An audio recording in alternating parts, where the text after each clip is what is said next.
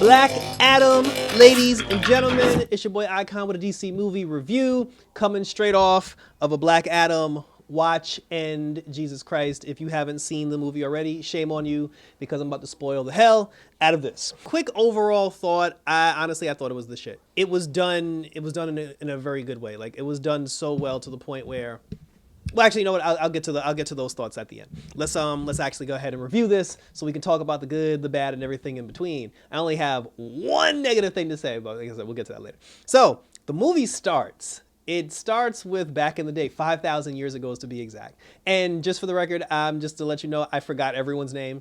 And I forgot the names of half of these countries and these places that they went to. Because like the country that The Rock was from, it was called like Kadam, not Kuwait, not Karak. It's like Kadim or something like that, but something like that. So anyway, so the place where The Rock is from, we see a child. It's a child, and there's a bunch of people that are serving the king, and then like they're mining and they're looking for a specific item, and the item is called Eternium. So they're looking for the Eternium, and then this one guy, he finds the Eternium, and when he finds the Eternium, he goes and gives it to the head general, and then the general, and then like the kid, well, people try to take the Eternium from him because they wanted to be the ones to find the Eternium and give it to the king. But then a little boy stepped up, and they were like, no, he was like, no, this man, he found the Eternium, so let him be the one to present it to the king. Like this boy, like he was like, he was trying to be like a good person, trying to be a good soldier, be a good hero. He looked like The Rock. Like he looked like a young version of The Rock. Like he looked exactly like The Rock, only he was a kid. He was bald and everything, so I just assumed that was The Rock. He allows this old man to present the Eternium to the general. The general takes the Eternium, and then he stabs and kills the old guy and throws him in a ditch. And then that's when the boy got upset, because he was just like, he tried to do a good thing for the king, and it's like, you like we're slaves and we gotta be free. Like you guys are turning your back on us. We're out here working for you. And then that's when like his dad came over. And his dad was like, listen, son, you can't save everybody. He's like, like this is how things are. But then his son was like, no, our country needs heroes. And then the kid ran, he snatched the crown, well, the Eternium or whatever. He snatched the Eternium, and then he took it, and then all the soldiers started chasing him. They caught the boy, they brought him before the king, and then they were going to kill him. They were going to execute him for stealing the Eternium. So when they got the king, when they got the kid on his knees and the executioner was about to chop his head off, the child disappeared. And then he ended up in the wizard's chamber, the same wizard chamber that was in Shazam. And the gods showed up, like all the gods, like all the wizard gods showed up. And the same black dude, the same black wizard that gave Billy Batson his power in the Shazam movie, he was there too. He was a little younger. So the content, the first thing that you notice about this movie is they're definitely doing continuity and playing off the other films, because they're using the same actors in the same roles. So the black dude was there. They ended up gifting this child with the power of the gods. I guess you can say he was the original Shazam. When they gave him the power, the kid said Shazam. He got hit with the lightning bolt. He turned into Black Adam, and then they cut to a scene where now Black Adam goes back to the palace where they tried to execute him, and he destroyed and blew up the entire palace. So everybody just assumed that because they tried to kill him, instead of him taking that power and becoming a hero, he basically got the power and then just tried to get his revenge on the king. So he murdered the king. He blew up the palace and destroyed everything. The gods realized, damn, we made a mistake. Like we chose the wrong person, and then they imprisoned him, and then locked him away for all time. So now fast forward so now we're in the present. There's a woman, we're just gonna call her Lady, and because I forgot her name too. So the lady, she is looking for this Eternium, because when the king got his hands on the Eternium, he had his royal craftsman take that rock and build a crown out of it. So the Eternium is now a crown. Intergang, which is like the evil organization that sells international and intergalactic weapons, Intergang is trying to get their hands on the crown. There's one particular lady where she's the only person in the entire country that is trying to prevent Intergang from getting their hands on that crown, because she knows like the power that the crown possesses. So she hires some of her closest friends to help her find the crown before Intergang does. She finds the crown. When she finds the crown, Intergang shows up, and then we find out that one of the members on her team betrayed her, and he was actually working for Intergang. More on him later. When he betrays her, they got the guns to her. They got the guns to her brother and like other people. They grabbed the girl by the neck. They grabbed the lady by the neck, and they put her on her knees, and they were going to shoot her because she's the one who had the crown. And right before they shot her, she read like the ancient text that was on the floor. And it basically what the text said, if you recite this poem and say his name, the champion will appear. So when she read that, she actually said the word, she said Shazam. Billy Batson. So she said Shazam, and when she said Shazam, then The Rock showed up, Black Adam, The Rock showed up because she freed him from, from his imprisonment. So when The Rock showed up, now he's been locked up for 5,000 years, so when he woke up, he murdered everybody. But for some reason, he saved the girl. So he's now like, it's 5,000 years later, he's trying to adjust to what's going on. He's like, oh, what happened to, to my country? And they were like, well, this is your country, because they know the story of the champion who murdered the king and destroyed the palace. So they were just like, so now like the lady and her son, I'm gonna keep calling him The Rock by accident. They took Black Adam back to their house where, they were basically trying to like get him caught up, to speed on like what's going on in modern times. So then when The Rock woke up, he was just like, screw that. He was like, look, he said that, bad guys must pay. So his whole thing was because the lady and the son showed him kindness, and the lady had told him, listen, Inner Gang is actually after us. They're our enemies. The Rock basically like pledged an all-out war on Inner Gang, and he was murdering every single person in Inner Gang, like on behalf of this woman and her child. So this brings in good old Amanda Waller, the Wall. And for the love of God, DC Entertainment, keep Amanda Waller right where she is, because that shit is awesome. Like she's like the Nick Fury of the of the DC cinematic universe, and I'm loving that. So Amanda Waller shows up, and then she's talking to Hawkman of all people, and then she said, hey, the Black Adam guy from 5,000 years ago, he's awake. We need to contain him. So then this dude, he's just like, okay, he said, I'll just recruit some new people. I'll get this one girl called Cyclone. I'll get Atom Smasher, and I'll get Dr. Fate, because we're the Justice Society. And I was like, hold up. Now, small nitpick here. In the Suicide Squad, Amanda Waller specifically said she put together the Suicide Squad Task Force X so she can have her own metahuman superpower team to combat the Justice League in case the Justice League ever went rogue. If you have the Justice Society on speed dial, why did you need a Suicide Squad?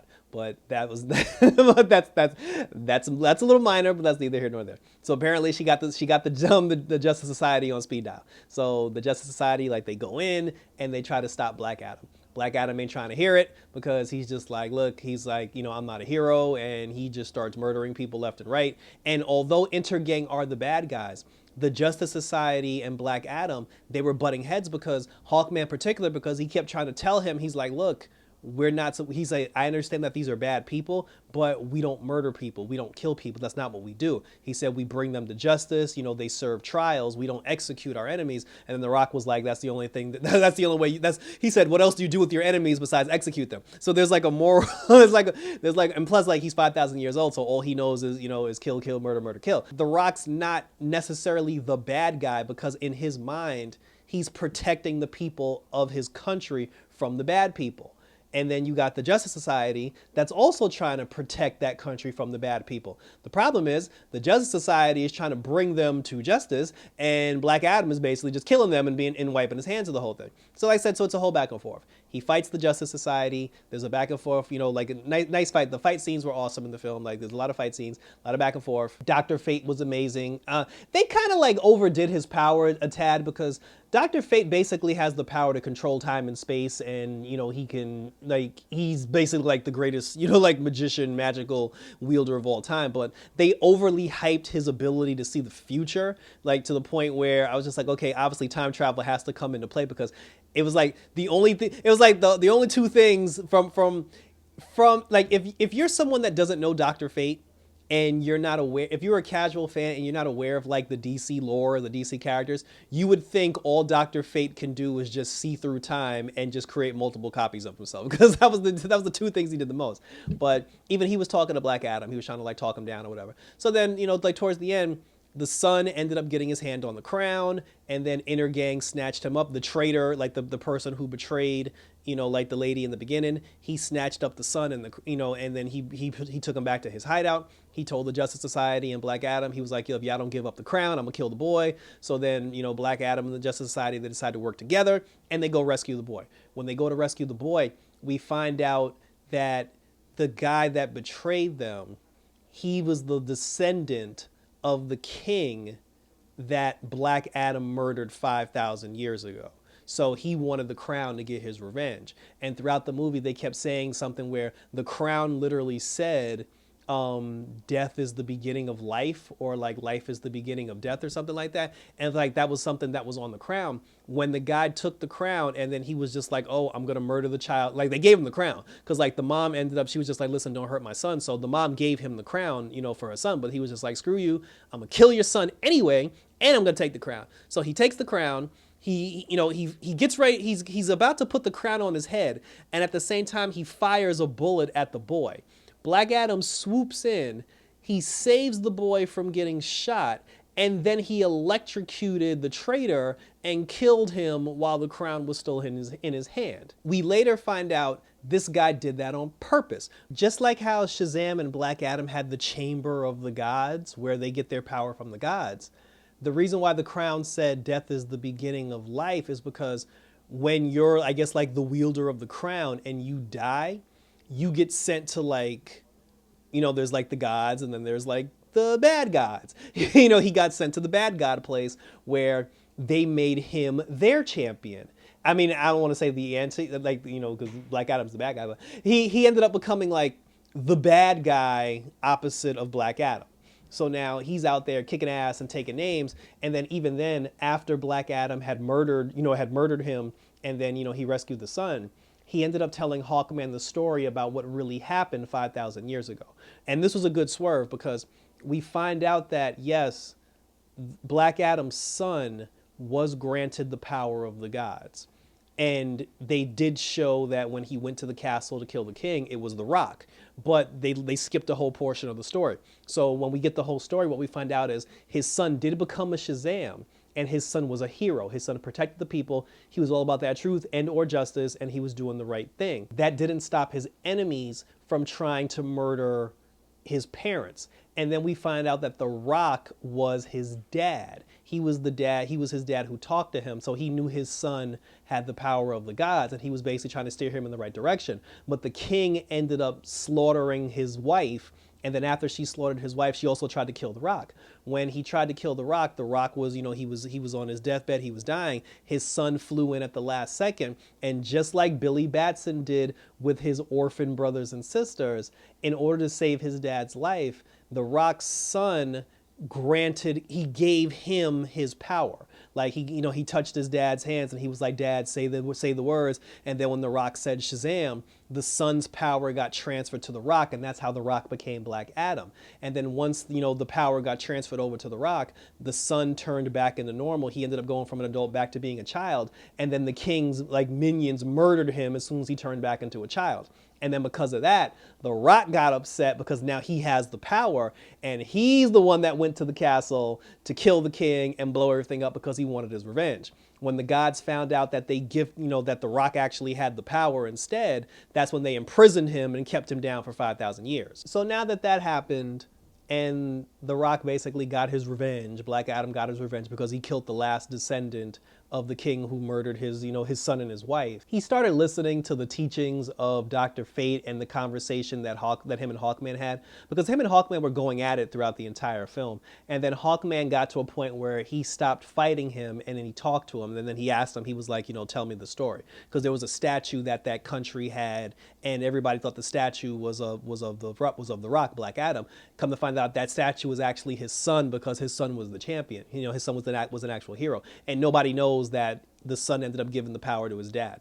So then, I guess, but again, like at that point, after the Rock basically had like got his revenge, for the slaughtering of his family, he decided to willingly, turn himself in and turn himself over to the government. He said the word Shazam again, and he told him, he said, listen, I'm going to say the words.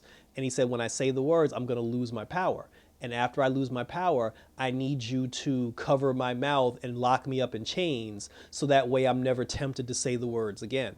So he said Shazam, he turned back to normal, he lost his power. The Justice Society put him in handcuffs, and then they brought him to one of Amanda Waller's facilities of all places. And the person that met them, because when the Justice Society brought Black Adam to the facility so they could lock him up, the blonde girl who was in Peacemaker, she played Hardcore. She's the one that got shot at the end.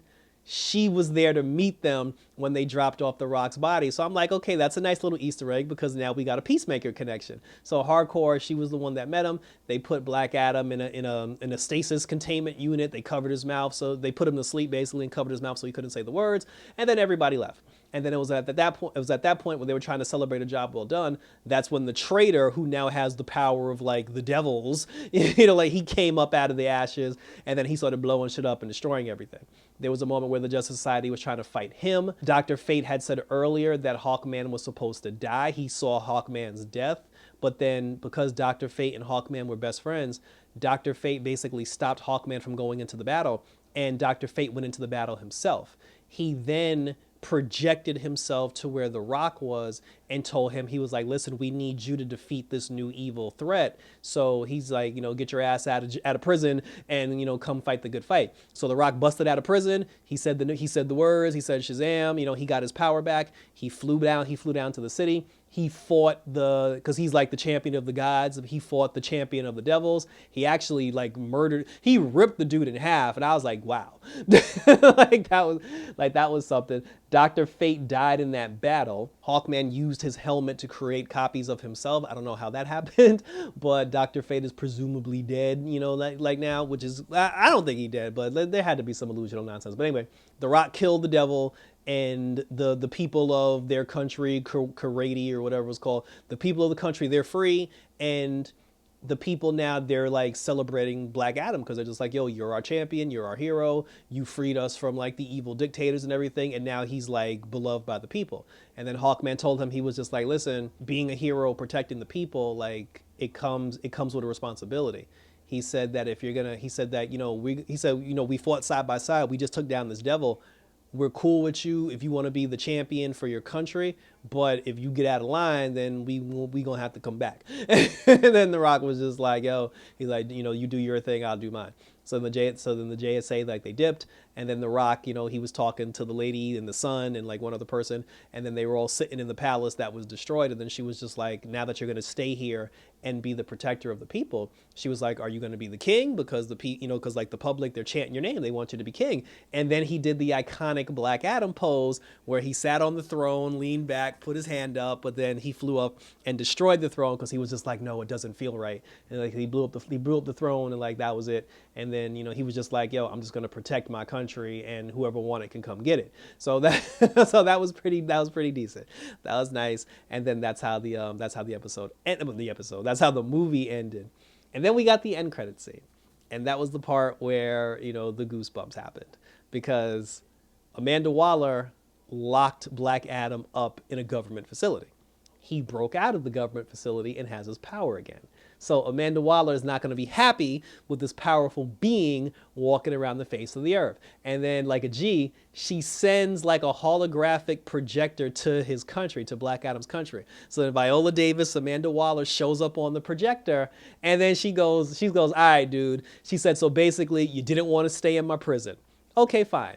If you don't want to stay in my prison, she said, you can stay in your country, but your country is now going to be your prison. You can stay in your country. You can do whatever you want. You can protect your country from the outside world. But she said, the moment you step off that border, the moment you cross the border, she's like, I'm going to bust your ass. And then Black Adam looked at her and he was like, bitch, you ain't going to do shit.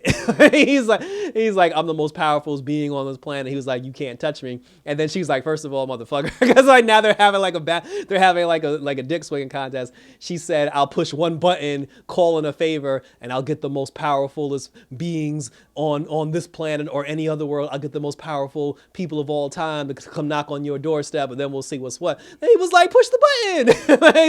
He's like, ain't nobody scared of who you guys. He's like, who you bringing? Wonder Woman? You gonna bring the Aquaman? Like, he was just like, yo. He's like, yo, bring it. He said, bring it. And then she was like, all right. She's like, you want the smoke? So Viola Davis pushed the panic button, and then now I'm thinking when she pushed the button, I thought Billy was going to show up. I thought Shazam was actually going to show up, and we were going to get Shazam versus Shazam. But they did one better. When she pushed the panic button, like a figure came out of the sky, like there was lightning in the sky, which made me think like, holy shit, it's Shazam. We're going to get Shazam versus Black Adam. But then when the person landed, and started talking because you saw him in the shadows. When the person stepped out of the shadows and he said, Black Adam, I think it's time me and you have a conversation, it was fucking Superman. I was like, oh shit.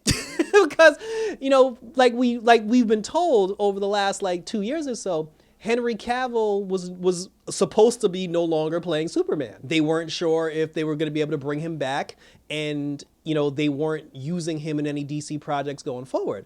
Apparently, they worked something out behind the scenes, and as we know, because it even said this in the credits, the movie Black Adam is produced by it is produced by The Rock, Dwayne Johnson, but it's also produced by his ex-wife, because the Rock's ex-wife, she manages actors in Hollywood. One of the actors that The Rock's ex-wife manages is Henry Cavill, who plays Superman. So I was just like, damn, that was nice. Like, to actually see Henry Cavill in the Superman costume step out of the shadows, and now you got Superman and Black Adam staring face to face. When they cut and the credits rolled, I was like, oh hell, because that was the point where I got to the edge of my seat because I thought they were actually going to fight, and I was like, shit. I was like, but now, if they convinced Henry Cavill, because I hope he didn't just come back just to do that one cameo. If they convinced him to come back and play Superman in the future, it's about to be on. Because that shit was cool. Like, I mean, obviously when it comes to Black Adam versus Shazam, because that's another thing. The gods, Black Adam technically stole the power of the gods because the gods gave his son the power and his son gave it to him. They imprisoned him, and then in 2017, 2018 or whatever, the gods then gave the power to Billy, and Billy became the new Shazam. So now we have two Shazams, that exist on the world. And I don't think Black Adam is aware that Billy Batson was the God's new chosen champion. So it's going to be a moment where somebody's going to mention to Black Adam, like, hey, there's another guy walking around that says Shazam and gets power. He's going to be like, what? And then he's going to roll up on Billy, and then him and Billy are going to get into it. But that's a problem for later, because right now we got Black Adam versus Superman. So that's going to be some shit. That's going to be some shit. I am super excited about this. I pray that they make an announcement that Henry Cavill will return to reprise his role as Superman in more projects going forward. This movie was awesome. The anti-hero, non-hero, is he good, is he not good? The whole thing was done beautifully. And thank you for tuning in. So the one downer that I think I'll say about it, and again, it's a nitpick, but still, the girl who played Cyclone, loved her.